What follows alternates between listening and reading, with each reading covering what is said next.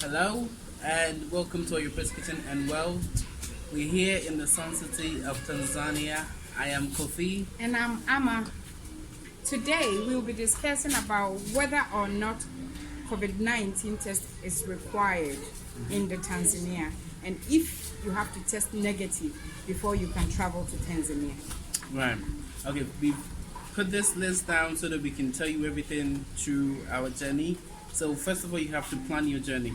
Yes, you have to plan your journey in advance and then do some research and see, depending on the country you would like to go, because we actually had an experience in the past. We didn't really plan to come to the Tanzania. Our motive was to actually relocate to Ivory Coast. And unfortunately for us, after we booked our ticket, just three days prior to our traveling, we went to the airport only to be told we couldn't travel because we needed to do COVID-19 test. And because a lot of people don't wish to do it due to all these implications and stuff that we've been hearing about the test. In fact, we were not sure whether to do it or not. So we have to come back home and replan the journey. Yeah, and that's when we thought about moving to Tanzania instead. Now, the second one is to do your research on the countries that need the test. Or not. Yeah, so for instance, if you are planning to go to the Gambia and you are in UK, you go to a place called gov.uk, and then you can type in Gambia, Ivory Coast, Ghana, whatever. It tells you more about the country and their requirement. Gives you a detailed information about whether they need the test or not. Yeah. Or you can call the embassy and ask them. Yeah. And just general research about the journey and those information. Yes. And in fact, the embassy is more than happy to explain things to you, whether it's required or not. So feel free, contact them if you need to, and then they will give you whatever you need to know. Yeah, and we'd like to talk about the airlines now. Right. So with the airlines, some of the airlines required, for instance, Emirates is one airline that I know for sure. They want to make sure you are tested and negative before they take you on board. And not just that, more of the airlines too requires it.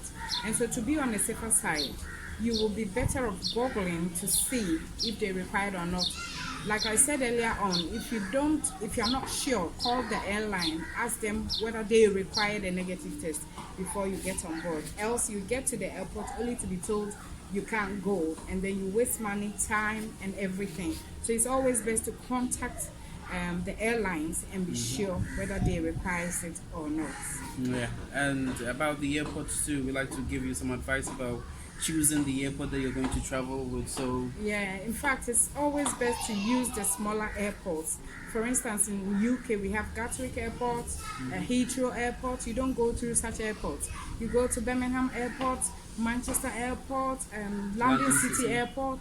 It's best that way. It's best that way. Normally with the airlines, they rely on the country and their procedures to make their, I don't know how to put it, to make their policies. So usually they tell you they don't require the test, but then the country does. But most airlines have taken it upon their shoulders only to make sure you are negative before you board. In fact, we went on Turkish airline and there wasn't anything like social distancing or nothing of that sort, because we were close to each other like we normally board, when you are traveling. But I understand most of the airlines give space in between you and the next passengers and all that. And this is why you always make an inquiry. Make sure you are doing the right thing. Make sure you are boarding the right airline before you set up.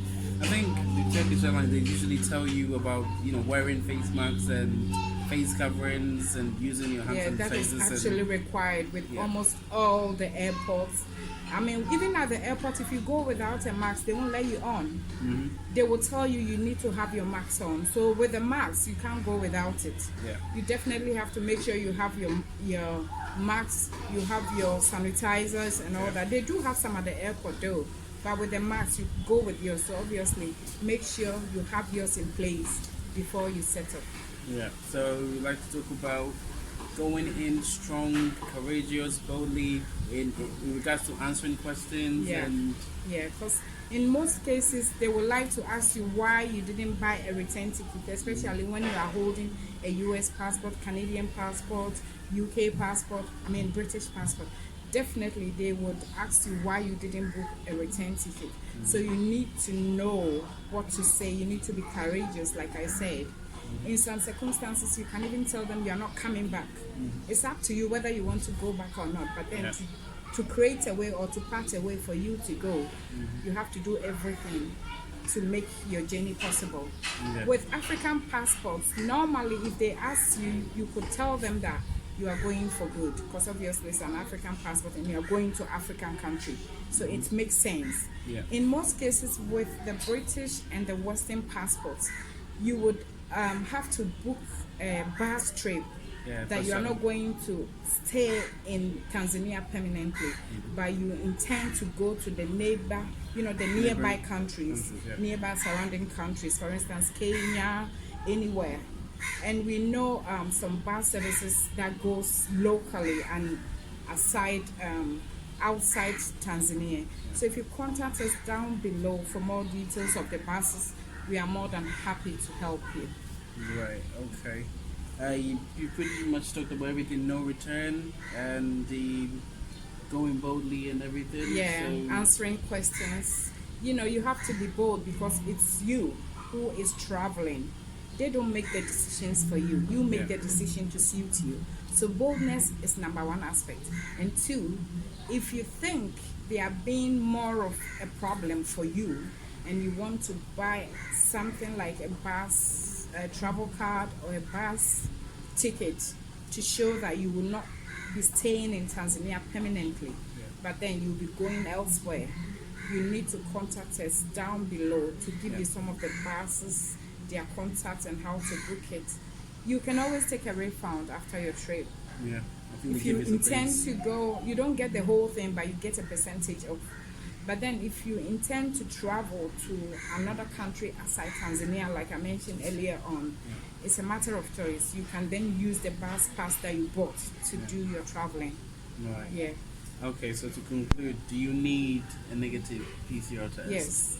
To conclude, the answer is no, you don't need a negative PCR test to enable you come to Tanzania, because the Tanzania government haven't made anything of that sort.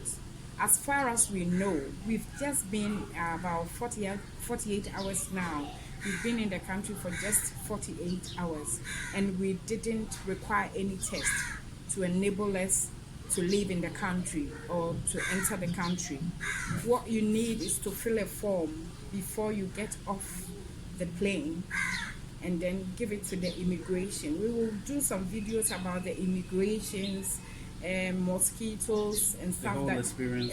Exactly, and a lot more, B&Bs and all that. We have a B&B video. If you click on it, you know about how to get your B&B booked and all that. Plus, there are more that we have to offer so that our sisters and brothers coming from the Western world will be sure of what they are getting themselves into, and feel free to come. Feel free to come. We need you here. We all need you as our brothers and sisters. The country is nice. The people in it are nice. So there is nowhere like home. We are expecting you to join us soon.